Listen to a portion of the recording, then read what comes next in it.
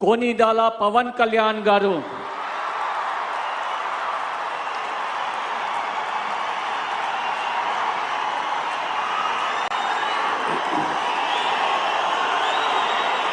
నేను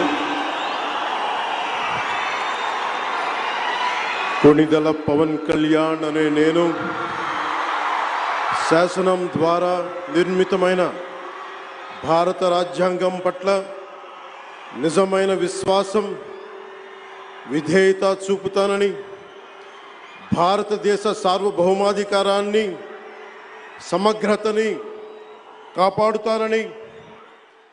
ఆంధ్రప్రదేశ్ రాష్ట్ర మంత్రిగా